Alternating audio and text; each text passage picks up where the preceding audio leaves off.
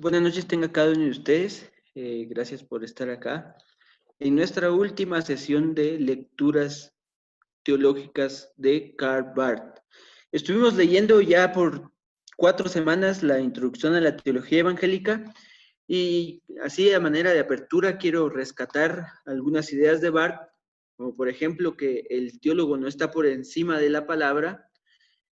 También pensar que los testigos son parte de la comunidad y que la teología descansa en la comunidad, que el teólogo primeramente tiene la capacidad de estar asombrado delante de Dios y que ese asombro lo lleva a tener fe, que la fe es la búsqueda del Dios por medio del conocimiento, para aterrizar en lo que hablamos hace 8 acerca de la soledad, de la duda, de la tentación, pero también de la esperanza. Bueno, a todos ustedes que han estado leyendo con nosotros, espero que puedan estar atentos, que puedan escribir sus preguntas en el chat, o si quieren hacerlo, pues de último vamos a tener, después de cada exposición, vamos a tener un tiempo para que puedan preguntar. Le dejo el tiempo a Jonán, que él va a estar exponiendo ahorita. Ok, bienvenidos, Dios los bendiga. Vamos a abordar la última sección del libro de Introducción a la Teología Evangélica de Barth.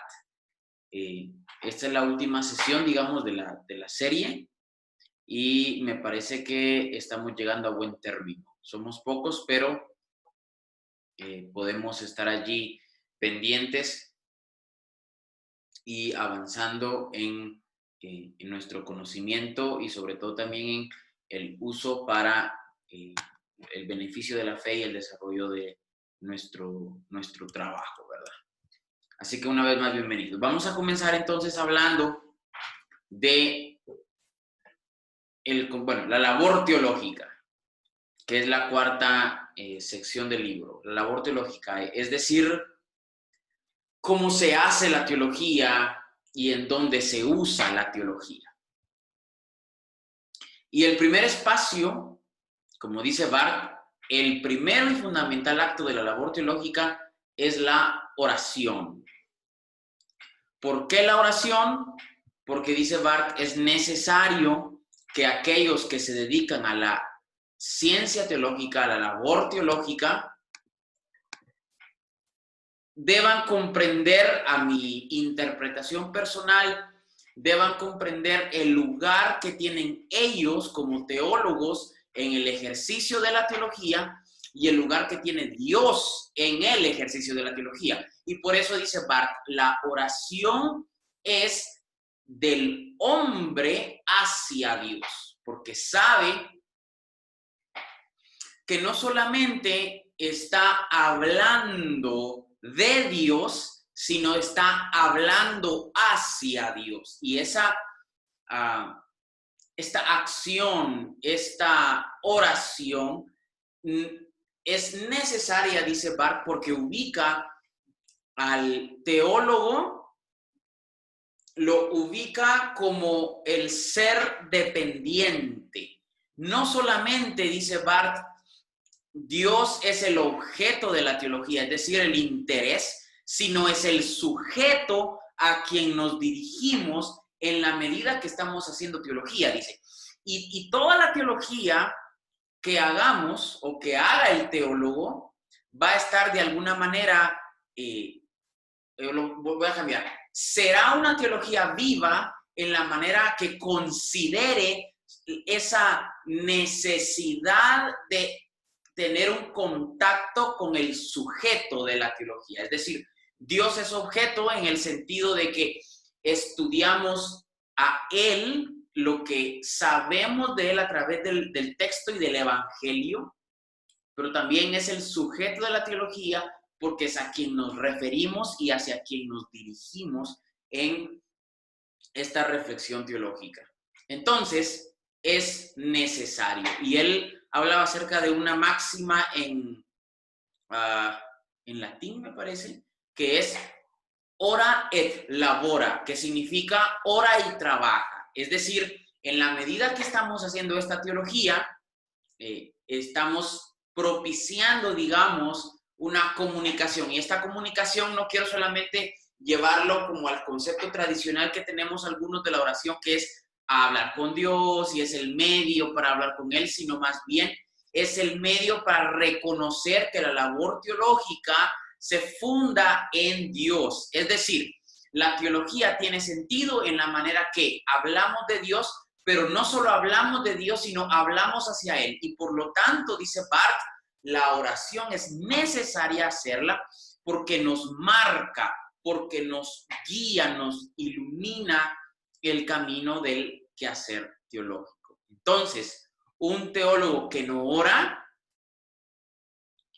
vamos a decir que es básicamente una persona que solamente habla de Dios, pero que no habla, lo voy a decir así, con Dios, ¿verdad? Entonces, en ese sentido, es necesario hacer de nosotros la oración, pues una disciplina espiritual, obviamente, pero también desde un concepto que yo he estado explorando, no es nuevo, pues, pero yo he estado fomentando en algunos círculos con estudiantes y con algunos compañeros en este peregrinaje teológico, es el aspecto devocional de este ejercicio teológico. Recuerdo que una vez estaba hablando con una persona que también se dedica a la teología y me decía, lo que pasa es que para mí la teología es solamente mi trabajo. Entonces yo le decía, ok, genial, pues para mí también, ¿no? Pero yo le decía, pero tú encuentras, digamos, satisfacción, tú encuentras alegría, tú le encuentras esa profundidad de gozo, digamos, que te genera dependencia hacia Dios mientras lo discutes. Y me dijo, en realidad no, porque es solamente mi trabajo. Entonces yo entendí que tal vez, y solo tal vez, a esta persona le faltaba ese espíritu devocional, ¿verdad? Que tal vez en este caminar teológico nos es necesario. Es decir, esa actitud devocional, esa actitud espiritual, digamos, ¿no? Pero en esta dinámica, dice Barth, el numeral 1 de la construcción de la oración como primer momento de la labor teológica, y sobre todo es el primero y fundamental. Dice, la labor teológica correcta y útil está caracterizada por darse en un ámbito que no solo tiene ventanas abiertas hacia la vida que la envuelve por parte de la iglesia y del mundo, sino que también y sobre todo tiene una luz superior. Es decir, la labor teológica en la oración, en primer lugar, nos hace ver que estamos haciendo teología sabiendo que somos o que estamos siendo iluminados y que necesitamos ser iluminados, dependientes también, digo yo, por la luz superior que es Dios. ¿Por qué? Porque diría Barth en otro de sus escritos teológicos, porque Dios es ese otro de quien hablamos y a quien hablamos en nuestro ejercicio teológico. Entonces, en ese sentido, voy a utilizar una frase medio pentecostal y medio espiritual que muchas veces uno la escucha, pero tal vez no la dimensiona. Y es, hay una gran diferencia, entre comillas, entre hablar de Dios, te dirán algunos, y hablar con Dios. Lo que yo te diría es necesaria las dos, ¿verdad? Son necesarias las dos. ¿Por qué? Porque en teología hablamos de Dios y en segundo lugar, que no es menos importante, pero pues no puedo decir dos cosas a la vez, ¿verdad? Dos ideas a la vez. Y en segundo lugar, es necesario hablar con Dios porque en este momento devocional, en este momento de encuentro, mi teología, mis ideas se ven iluminadas y se ven confrontadas también por Dios mismo, por su palabra y por su acción. Número 2, el objeto de la labor teológica no es una cosa, sino alguien. Él no es algo elevado en grado sumo o absoluto, aunque fuera la razón del ser o algo por el estilo, ese objeto no es un ello, sino un él, ¿verdad? y en él, en ese uno solo, no existe sino como un ocioso y mudo ser en sí, sino precisamente en su obra, que también es su palabra. Es decir, necesitamos en la labor teológica practicar la oración, porque eso nos hace dependientes de aquel que nos da contenido. Segundo, necesitamos la oración porque en ese sentido establecemos una relación con aquel de quien hablamos y con aquel a quien hablamos. Es necesario, sobre todo por el asunto devocional, ¿no? En algún momento me parece que yo a algunos de ustedes que están aquí les recomendé leer Espiritualidad Pentecostal de Stephen Land. Y Stephen Land propone, bueno, y desarrolla la idea de que los pentecostales hacemos teología en la oración. En la oración estamos haciendo práctica teológica, dice Stephen Land. Y me parece que tiene mucha razón y una idea muy bien pensada, ¿verdad? Entonces, es necesario considerar que la oración tiene un lugar sumamente importante y sobre todo fundamental en la práctica teológica. Número 3, la labor teológica se distingue de otras clases de labor por el hecho de que cualquiera que desea realizar esa labor no puede proceder edificando con completa confianza sobre el fundamento de las cuestiones que han quedado ya sentadas, sobre los resultados que ya se han alcanzado o sobre las conclusiones a las que se ha llegado, ¿verdad? Es decir, ¿qué estamos diciendo con esta tercera idea? Y es que la oración es dinámica. Por lo tanto, si la oración es dinámica, nuestra dependencia de Dios también lo es. Nuestro hablar de Dios y hacia Dios también lo es. Por lo tanto, dice Barth, en teología no es recomendable ni procedente hacer teología utilizando lo que hicimos en el pasado, dice él, sino que es necesario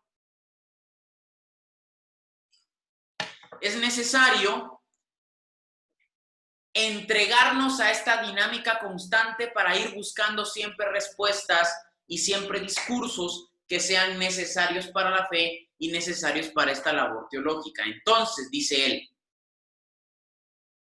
lo que dijimos ayer ya está dicho. Lo que debemos decir hoy debe ser nuevo. ¿Por qué? Porque estamos en esta dinámica constante de la labor teológica. Es decir, lo voy a decir al más puro estilo de Pablo en Romanos 12 y al más puro estilo de ese coaching medio raro que anda propagándose por ahí. Necesitamos renovar esta reflexión teológica, es decir, ser nuevos, ¿verdad? Estar en la dinámica constante de la búsqueda y de las ideas, ¿verdad? En este sentido, y lo voy a decir más adelante, la labor del texto bíblico es muy necesaria. Para ir avanzando, digamos, si no, pueden poner en el chat si van a preguntar o si tienen algunas ideas que compartir luego de mi participación, porque si no lo hay, pasamos directamente con Shenry y si al final hay algunas preguntas, se pueden discutir. Entonces en el chat pueden poner, yo tengo una pregunta después de la participación de Jonán para ir marcando ahí la agenda. Por último, creo, dice el número 4, llegamos ahora al punto que en términos prácticos es el más tangible y también objetivamente el punto decisivo. La labor teológica se realiza en forma de preguntas y respuestas humanas. Es un buscar y un hallar lo que tiene que ver con la obra y la palabra de Dios. Entonces, en ese sentido, ¿qué hacemos en la labor teológica? ¿Qué hacemos en la oración como labor teológica? Lo que estamos haciendo es siempre una acción humana. Desde la primera sesión, dijo Shenry, sí creo, dijo Shenry me parece porque él comenzó, que la teología es sobre todo una empresa humana. Entonces, si la teología es una empresa humana, la oración también es una empresa humana. Digamos, ¿Dios ora? Bueno, diremos que no, porque la oración es dependencia. Entonces, quien ora es el teólogo, es decir, ustedes y yo. En la medida que estamos queriendo explorar y revisar y acercarnos a la fuente de la teología, que tanto objeto como sujeto es Dios mismo. En ese sentido, digamos, la teología básicamente son preguntas y respuestas humanas, ¿verdad? Dios nos pregunta, ¿qué pensamos de Él? No. ¿Quién nos pregunta qué pensamos de Él? Pues nuestros hermanos, nuestros amigos, nuestros compañeros, la comunidad, ¿verdad? A la que pertenecemos. Ahí discutimos a Dios. Entonces, la teología parte desde la pregunta y respuesta humana. Y en esta dinámica, dice Barth, es necesario apelar a la gracia de Dios, que Dios pueda manifestarse, lo voy a decir así en una figura muy pentecostal, que Dios pueda manifestarse en la reflexión teológica. En este sentido, pues siempre fomentando la oración como dependencia, ¿verdad? Porque diría Barth, porque Dios es el Dios del hombre y el hombre es el hombre de Dios. Es decir, lo que está queriendo motivarnos a entender Barth es esta relación entre el teólogo y la fuente, tanto objeto como sujeto, que es Dios. Entonces, esa es la oración. Entonces, en la medida que dependemos, nos relacionamos, en la medida que comprendemos esta dinámica de la tercera idea, de la renovación constante de la teología y de la gracia de Dios que se manifiesta en la pregunta y respuesta teológica, sabemos, ¿sí? Que estamos haciendo la labor teológica. Oramos y trabajamos el aspecto teológico. Un momento. Ok.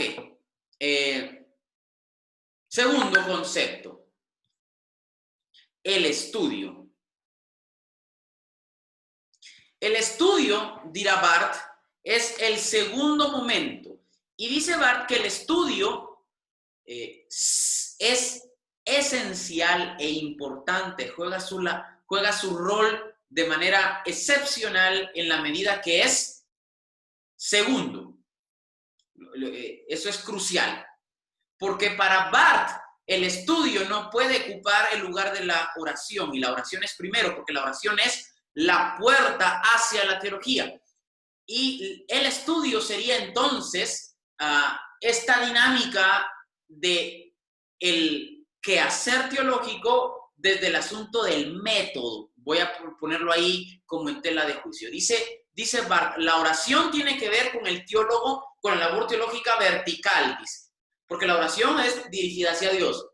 Pero el estudio tiene que ver con la labor teológica hacia lo horizontal, que es decir, hacia esta dinámica más grupal, más social y más de relación teológica, voy a decirlo de esa manera. Entonces dice él, el estudio es también un movimiento intelectual, psíquico y físico, por no hablar de carnal, dice, desde el asunto de lo humano. La labor teológica no puede realizarse sino en la unidad indisoluble de la oración y del estudio, porque en la oración me conecto con la fuente y el sujeto, pero en el estudio yo trabajo con esa información. Entonces, voy a hablar rápidamente de lo que yo entiendo son los 4 momentos del estudio teológico. La primera disciplina en el estudio teológico, dice Barth, es la exégesis bíblica. Y en ese sentido, yo también quiero decir que si es la primera, es imprescindible. De hecho, si ustedes un día quieren explorar la dogmática de Barth tiene esa reflexión teológica profunda de Barth y también tiene los estudios exegéticos que Barth hace de los textos bíblicos para fundamentar su teología. Entonces, Barth tiene la suficiente autoridad para decirnos, ok, ¿quieres hacer labor teológica? ¿Quieres estudiar teología? tienes que hacer exégesis bíblica. ¿Por qué? Porque el texto bíblico es esa fuente. Y sobre todo porque cuando hacemos exégesis bíblica, lo que necesitamos o lo que estamos buscando alcanzar y comprender es lo que dijeron los profetas en el Antiguo Testamento y lo que dijeron los apóstoles en el Nuevo Testamento. Y sin esa información, entonces no podemos hacer teología. Nuestra teología sería muy especulativa y abstracta. De hecho, la teología es abstracta, ustedes lo saben, pero nuestra teología sería como la construcción de castillos en el aire, puesto que carecerían del rigor bíblico exegético. Y en ese sentido, cuando hablo de exégesis bíblica, estamos entendiendo, según Barth, los métodos histórico-críticos, sobre todo como de primera mano, pero con la salvedad de que el teólogo que hace exégesis bíblica también debe saber y debe respetar a qué tipo de texto se encuentra, con qué tipo de texto se encuentra, y él diría, y tenemos que comprender que también hay mucho querigma. Es decir, si aplicamos los métodos histórico-críticos de una manera tajante en la que obviamente es imparcial, la exégesis bíblica, compañeros, es imparcial, pero si no comprende el teólogo en la aplicación del método histórico crítico al texto bíblico, podría violentar el texto despojándolo de su carácter querigmático. Y en ese sentido, ustedes y yo necesitamos ser cuidadosos. El querigma es importante en el texto bíblico. Lo segundo,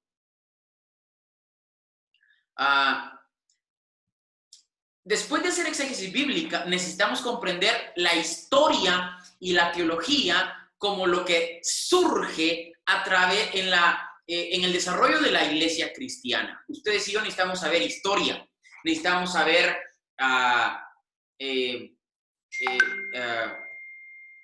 cómo la comunidad cristiana primitiva, diría él, los testigos de primera mano, fueron desarrollando las ideas, ¿verdad? Es necesario conocer la historia, es necesario conocer el tema que se me ocurre a mí, es necesario conocer el tema de el uso del idioma, en la cultura, cómo todo esto se va gestando en un momento histórico-cultural que necesitamos conocer. Si queremos hacer carrera profesional en teología, entonces el canon, la vara está altísima. Si lo estamos haciendo ministerialmente, también es alta, eso es lo que quiero decir, ¿verdad? No, yo soy nomás un estudiante, yo nomás soy un pastor, un ministro, un docente, nomás quiero ahí conocer un poquito. No, la cuestión es seria, y diría Barth, ¿verdad? Aquel teólogo que no está abrazado a su causa, entonces no es un teólogo, no está comprendiendo bien esta dinámica de la profesión. Entonces, la segunda tarea del estudio teológico se ocupa en particular de lo que hemos denominado, dice Barth, el diálogo secundario. Es decir, con la historia, con la teología antigua, con los teólogos históricos, con los teólogos contemporáneos, es decir, conocer, lo voy a decir así en una imagen mía ahora, la comunidad teológica en la que estamos, ¿verdad? Es necesario. Entonces, en primer lugar, para hacer teología, el estudio teológico, exégesis bíblica. Segundo, ubicarnos en el estudio secundario, que es historia, patrística, cultura, teólogos históricos, teólogos contemporáneos. Tercero, diría nuestro buen amigo Barth, el asunto de la teología sistemática, dice, ¿verdad? Pero que también él dice, ya solamente decir teología sistemática ya es problemático. ¿Por qué? Porque tendríamos que conocer desde dónde vamos a hablar, ¿verdad? Y en ese sentido, la teología sistemática lo que hace es que nos marca un camino, y en ese marcar camino tal vez podemos cometer algún tipo de desliz, ¿verdad? Porque podemos correr el riesgo de sistematizar una fe, una teología que muchas veces le huye, digamos, a un marco establecido, puesto que en la oración hablábamos acerca de la oración como una cuestión dinámica, ¿verdad? Así que también tengamos que ver ahí. Sobre todo porque muchas veces, dirá Bart, nos quedamos más con la teología sistemática. Se me ocurre a mí de Millar Erickson, de Louis Berkhoff, un clásico antiguo que, bueno, ya no se lee mucho, pero que en algún momento lo leímos. Nos quedamos ya con una teología sistemática que leímos en algún texto que nos gustó mucho y nos entregamos a la teología sistemática y prescindimos de la exégesis bíblica y del diálogo en la comunidad teológica. Entonces también tenemos que ubicarnos mejor. Y por último, la teología práctica. Y me recuerdo que un día en una clase de introducción a la teología yo le decía a mis estudiantes, lo que reflexionamos, lo que leemos a la Biblia y lo que discutimos, necesitamos aplicarlo. ¿Y qué hace la teología práctica? Nos permite aterrizar, nos permite aplicar lo que estamos desarrollando en las ideas con el trabajo y el servicio a Dios, a la iglesia y al mundo. Entonces, estudio, exégesis bíblica, pues la fuente es nuestro texto bíblico, es el texto bíblico, la palabra de Dios. En segundo lugar, el diálogo de la comunidad teológica. Tercero, el establecimiento y el trabajo y el dominio, lo voy a decir así, de la teología sistemática, que es el orden temático del texto bíblico. Recuerden que el texto bíblico no se escribió sistemáticamente. El texto bíblico se escribió diversamente. Los temas están allí, saltando culturalmente en los momentos históricos. La teología sistemática lo que agarra es que, lo que hace es que ordena con un eje transversal, con un hilo conductor, el material del texto bíblico, ¿verdad? No el texto bíblico, sino el material del texto bíblico. Y por último, la teología práctica, que es la aplicación, ¿verdad? Y lo diría yo desde un asunto un poquito más ministerial. La teología práctica es cómo tú estás predicando, cómo tú estás cantando, cómo tú aconsejas, cómo tú enseñas en este proceso de estudio teológico. Vamos a abordar las preguntas o los comentarios que ustedes mismos han puesto y luego le doy el tiempo a Shenry. Pregunta Shenry precisamente: ¿qué diferencia existe entre la oración y la adoración? ¿Cuándo deja de ser subjetiva la oración? Ok, buena pregunta. ¿Qué diferencia hay entre la oración y la adoración? Ok, me parece a mí que la diferencia radica en el uso litúrgico. Una respuesta muy básica y sencilla, radica en el asunto litúrgico, ¿verdad? La adoración podría ser el resultado de una oración consciente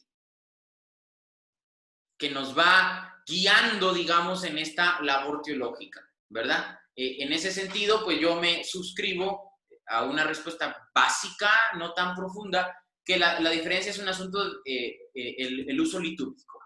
La oración tiene que ver con dependencia.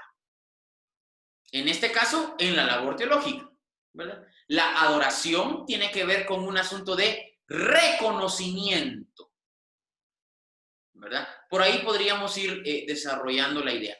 ¿Cuándo deja de ser subjetiva la oración? Me parece a mí que la oración deja de ser subjetiva cuando ésta se vuelve práctica, cuando ésta se vuelve instrumento en el que Dios está, en el que Dios se manifiesta, que también puede ser subjetivo. Sin embargo, se refleja en el quehacer teológico, ¿verdad? Puesto que, como decía Bart al principio, ora y labora.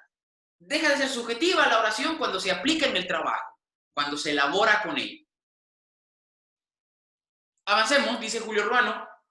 Entonces podríamos decir que si quitamos el elemento de la oración, la teología sería absolutamente humana.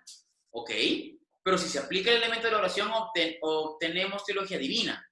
Ok, Entonces, ¿la teología es divina o divina es la revelación que recibimos de Dios? Bueno, desde la primera sesión, discutiendo las ideas de Barth, Julio, dijimos que la teología es humana, es la empresa humana, ¿verdad?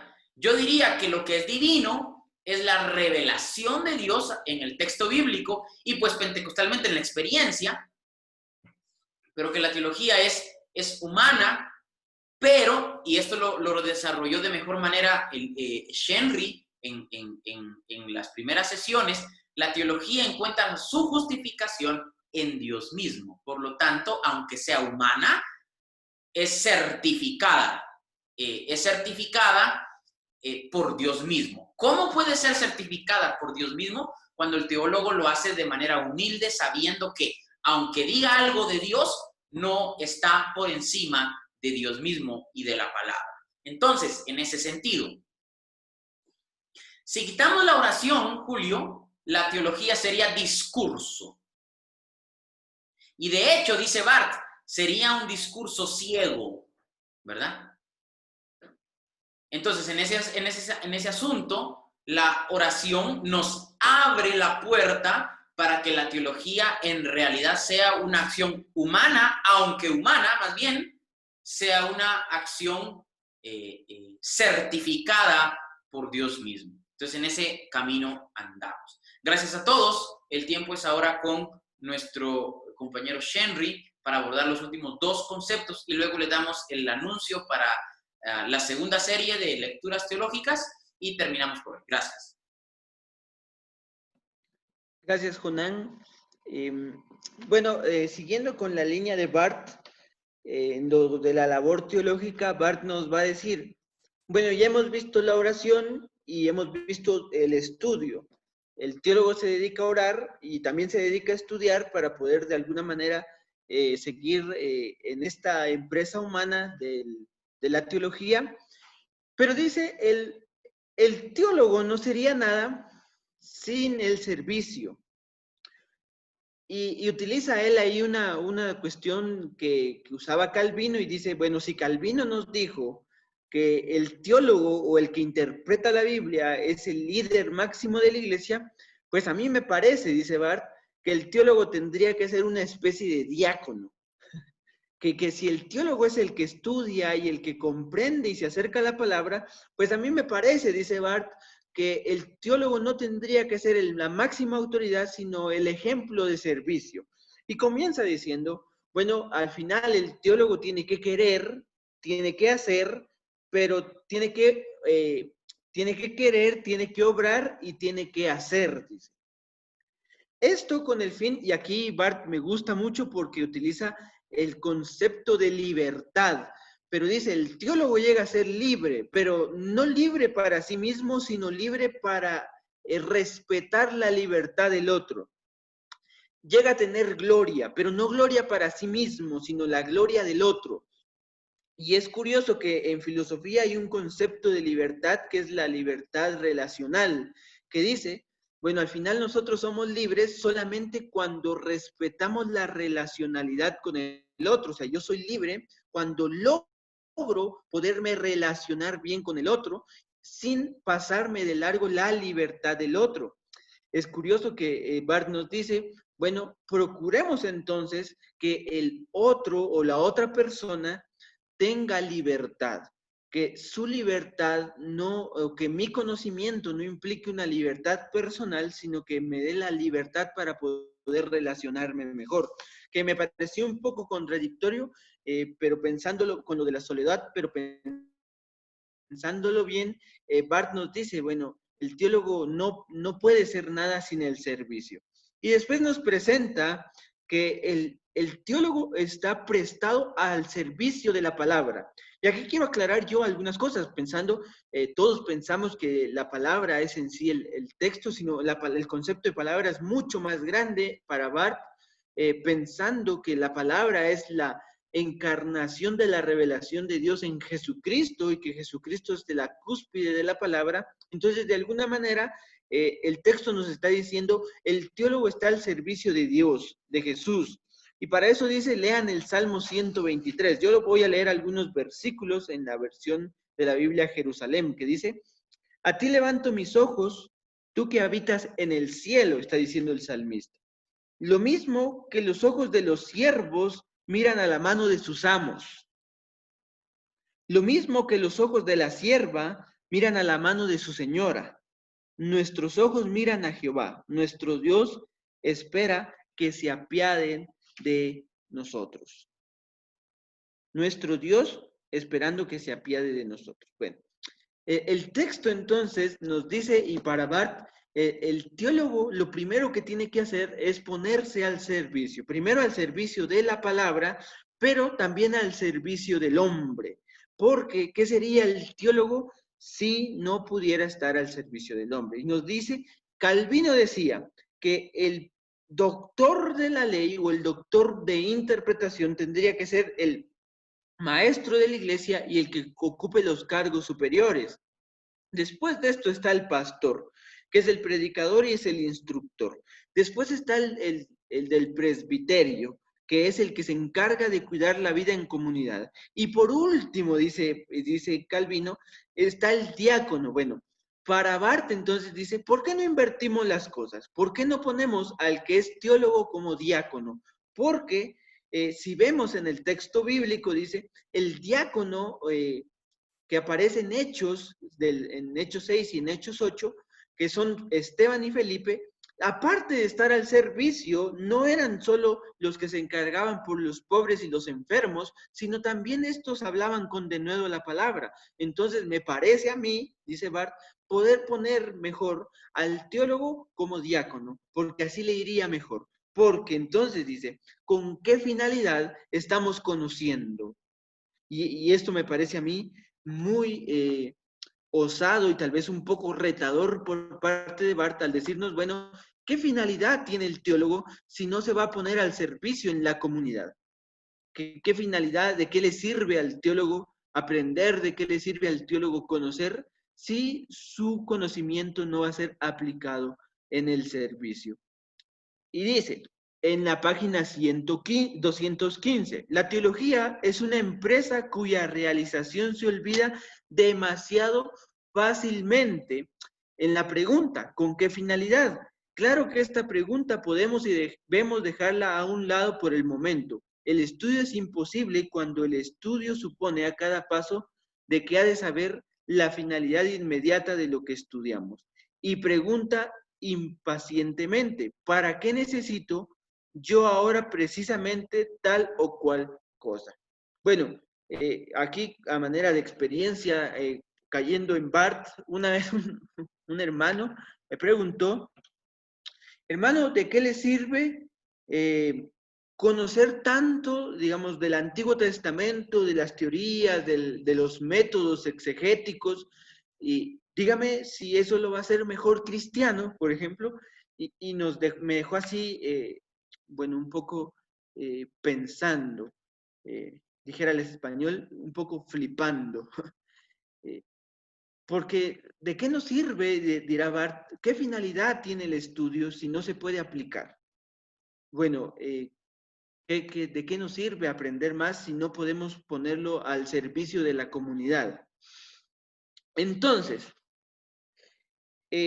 primero dice Barth, el teólogo está al servicio de Dios, pero pensar que está al servicio de Dios es también pensar que está al servicio del hombre, que está al servicio de la comunidad, eh, que no solamente tiene una genosis, llámalo un conocimiento que especula y critica, porque eso al final hace el teólogo. El teólogo, dice Barth, el teólogo especula y hace muchas cosas, pero también hace una crítica. Pero ¿de qué le sirve todo esto si no puede estar al servicio? El teólogo no tiene que reinar, sino tiene que ser el siervo. El que conoce más al final tiene que seguir aplicando lo que conoce en el servicio. Y aquí da dos premisas. Dios, su palabra y la comunidad. Como primer qué hacer del teólogo, labor del que estudia, el que ora, pero también el que se sirve a la comunidad. Y el hombre que ama por Dios, como el segundo campo de acción. Bueno, si el hombre va a estar al servicio de la palabra, tiene que estar con Dios, con su palabra y con su comunidad, pero también al servicio del hombre, porque también el hombre es amado por Dios. Entonces, Bart nos va a presentar una idea del por qué, digamos, hacemos alguna serie de distinciones pensando que los que no son teólogos o los que no son cristianos son como parte del otro. Bueno, recuerde también poner sus preguntas en el chat, ya vi yo una aquí, pero le voy a dar de respuesta al finalizar. Dice, la palabra es libre, nos dice Bart, y el teólogo no tendría por qué compararse. Si el teólogo tiene entonces claro que tiene que servirle, entonces el teólogo tendría que tener también claro que no está en una competencia de ver quién es el mejor teólogo, sino es más, tendría que dejar de reinar, dejar de llenar su ego para poder servir, porque al final la teología, aunque es una empresa humana, no es una competencia por saber o ver quién conoce más de Dios, porque puede conocer mucho de Dios, pero no puede servirle a la comunidad y por eso sería inútil. Entonces, Bart dice, si la palabra es libre y lo que dice la palabra es que nos puede dar libertad, pues usemos esa libertad para relacionarnos. Entonces dice, hay un servicio especial que la palabra y el teólogo tiene que hacer por medio de la palabra. Y dice, es la predicación, la enseñanza, la labor pastoral, que todo esto es incumbencia del teólogo. Tanto la predicación como la enseñanza y la labor pastoral son incumbencia del teólogo. El teólogo entonces no tendría que quedarse de lado diciendo, bueno, yo soy el que conoce y yo no puedo ser pastor. ¿Por qué? Porque para Bart entonces el servicio tiene que ir también de la mano de la labor pastoral. El teólogo nunca va a ser perfecto y esto nos recuerda un poco que nos decía con la duda, Bart mismo, al decirnos, el teólogo no tiene que dejar de lado que, a pesar de que estudia teología, él sigue siendo humano. Bueno, el teólogo nunca va a ser perfecto y siempre va a seguir buscando la perfección y en el servicio también. Pero dice,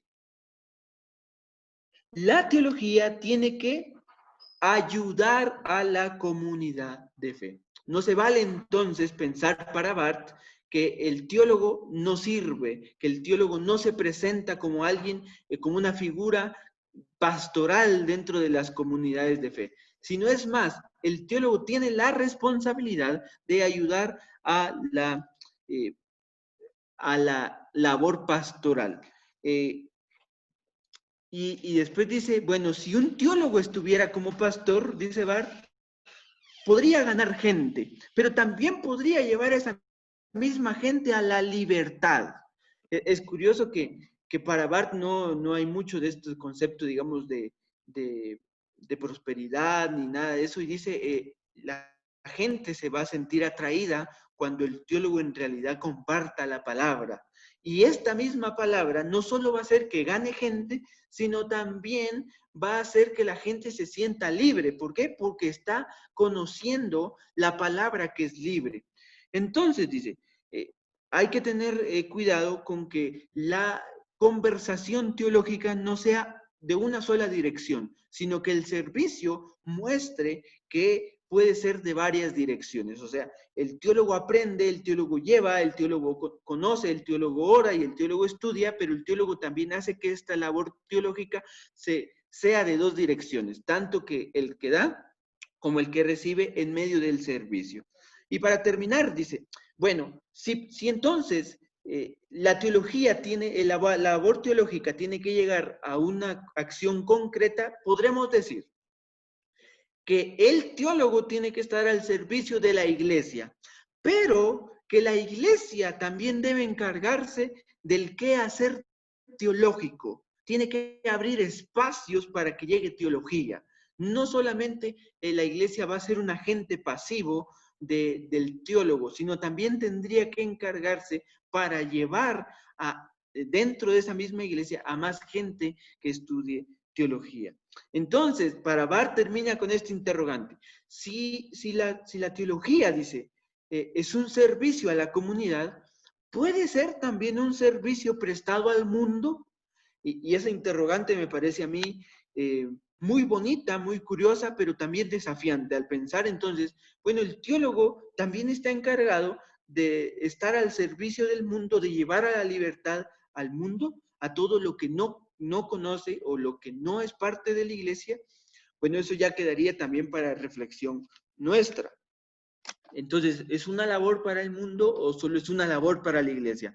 A mí se me hace que Barth pensaba, y Barth nos está induciendo un poco para que nosotros respondamos, sí, el teólogo también puede ser un servidor al mundo. Y aquí, pues, guardando nuestra terminología, nuestros conceptos pentecostales, no es que el teólogo vaya a servir o ser siervo del mundo, como pensar que puede ser, digamos, algo ambiguo, sino como alguien que también puede mostrar a esa palabra dinámica, a esa palabra de vida, a esa palabra que libera al mundo.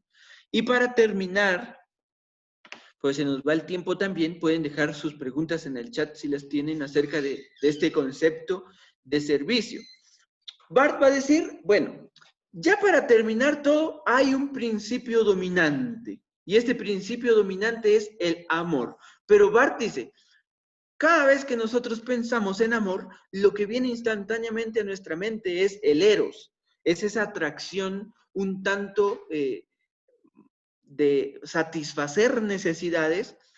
Entonces, si ustedes quieren pensar en el eros, dice Barth, bueno, pensemos en el eros, pero pensémoslo de otra manera. Si el eros es una necesidad del otro, una necesidad de otra persona para satisfacer cuestiones fisiológicas, pues pensemos en un eros científico, dice. Pero no solo pensemos en un eros científico, sino también pensemos en un eros teológico. Entonces dirá, si Pablo hablaba de la fe, la esperanza y el amor, pues para Barth van a ser 4 principios dominantes, que son curiosamente las últimas 4 secciones o los últimos 4 capítulos de cada sección. Barth va a decir, bueno, el primer principio dominante que vimos fue el espíritu. El segundo principio dominante que vimos fue la fe. El tercer principio dominante que vimos fue la esperanza. Y el último principio dominante que vamos a ver va a ser el amor. Entonces, dice Barth, si lo vemos desde la concepción de un eros, pensemos entonces que hay una necesidad de satisfacer nuestro conocimiento, pero no solo una necesidad de satisfacer nuestro conocimiento, sino llevémoslo más a un plano de un eros teológico. Entonces, empecemos diciendo que tenemos una necesidad de conocer a Dios. Bueno, y esto entonces empezará con nuestra labor teológica, dice. Así como hay una admiración, así como también hay esperanza, así como hay fe, que la fe nos lleva por medio de ese conocimiento, también hay un amor.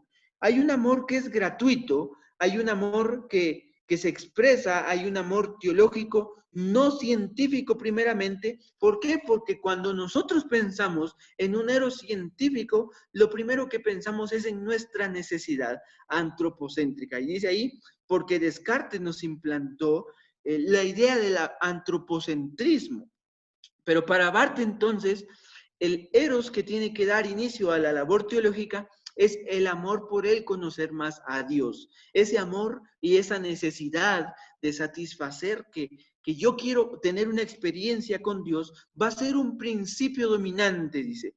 Está bien que oremos, porque en medio de la oración se conoce. Está bien que estudiemos, que tengamos métodos exegéticos, y está bien que sirvamos, pero el principio dominante, dice Barth, es el eros teológico. Pero pasemos un poco más allá, dice. Dejemos el eros teológico que nos compete y pasemos un tanto más a el amor ágape de Dios. Ese amor que se quiere sacrificar por el hombre, ese amor que nos llena a nosotros, pero ese amor que nos hace a nosotros ver nuestra debilidad delante de Él. Pasemos, dejemos un poco que nosotros somos quien primeramente parte de la necesidad, dice Barth, y pensemos al final que Dios es el primero que da el sacrificio y que ese amor ágape primeramente va a ser sacrificial y que nosotros entonces necesitamos demostrar nuestra debilidad para reconocer que esta empresa teológica depende de Dios. Entonces el amor va a ser el principio dominante para Barth. Y bueno, llegó nuestro tiempo y yo sé que quedamos también un tanto así motivados con la lectura de Barth. Pues si usted no leyó los capítulos, léalo desde los lentes que son esta explicación. Y si los leyó, pues espero yo que puedan servirle para iluminarle un poco, porque al final no pretendemos nosotros ser voces de Barth, sino solamente encaminarnos todos juntos a la lectura. Voy a leer la interrogante de Jonan que dice, entonces la labor teológica se justifica en el servicio. Pues para Barth y para todos nosotros tendría que ser así. Tendría que ser el servicio la finalidad del teólogo y no solamente el enriquecimiento del conocimiento, como dice Barth, o la gloria personal, sino es más, el que es teólogo, dice Barth, no tendría ni siquiera que pensar en que él está conociendo, en que él puede ser el mejor teólogo, sino en que puede ayudar a la comunidad de fe en la que sirve. Y por último dice que quizá también puede ser de mucha ayuda para todo el mundo, porque si la palabra es libre, entonces la voz del teólogo puede liberar. Pero Barth hace una aclaración y dice, no es lo mismo pensar la palabra que viene de Dios por medio de su revelación a la palabra que viene de mí, de mis palabras, predicando de alguna manera la palabra de Dios. De hecho, el teólogo dice, no tendría que poner su palabra por encima de la palabra de Dios, sino solo demostrarla por medio de su predicación y por medio del servicio. Entonces, si hay alguna otra pregunta, tenemos ahorita unos cuantos minutos. Otras maneras o medios para justificarla, dice Jonan, la labor teológica, es el reconocimiento de la comunidad. La teología se justifica solamente cuando la comunidad siente que el teólogo le está ayudando a su enriquecimiento del conocimiento de Dios. O sea, el servicio y la comunidad son las que de alguna manera legitiman el quehacer teológico, porque si el teólogo aprende mucho, pero la comunidad no lo respalda, entonces no hay una legitimidad o una justificación válida.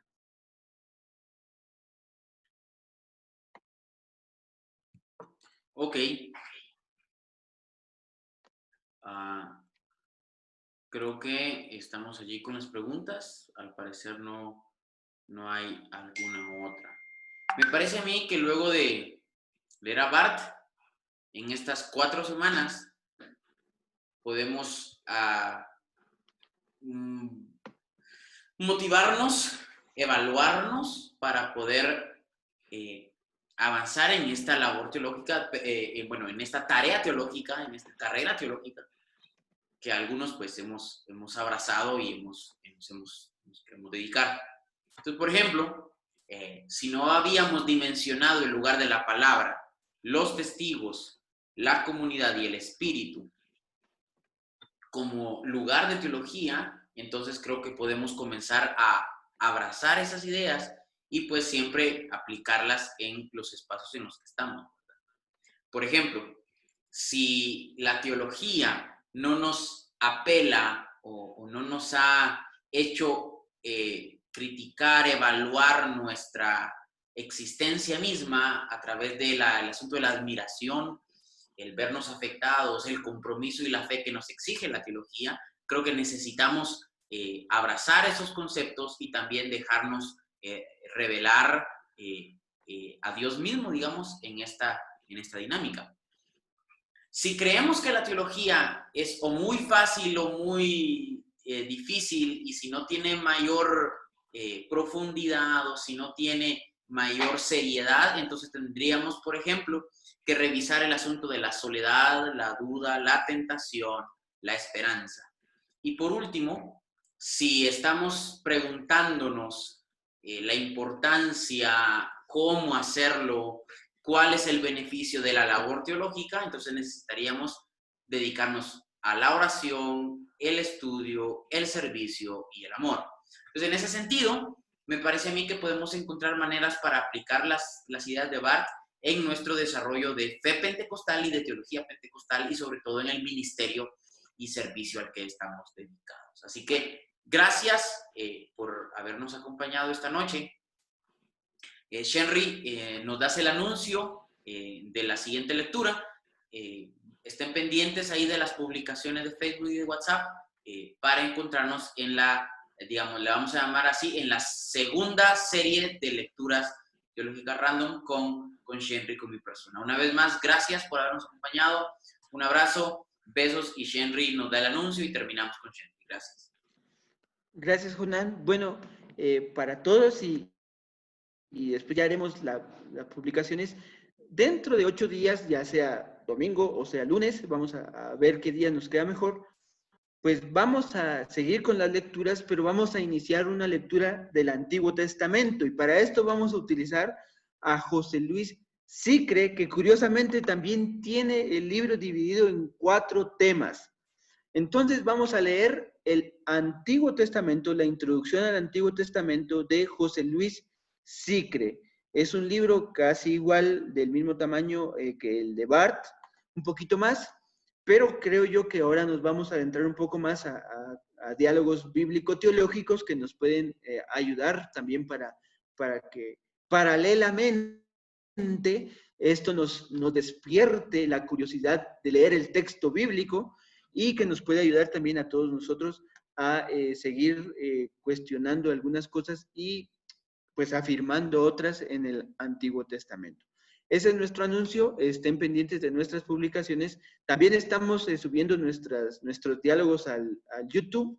Pues si no está, suscríbase, dele like y a la campanita. No sé qué dicen los youtubers, pues, pero ahí estamos también. Que Dios los bendiga. Gracias por estar con nosotros y nos vemos la próxima semana.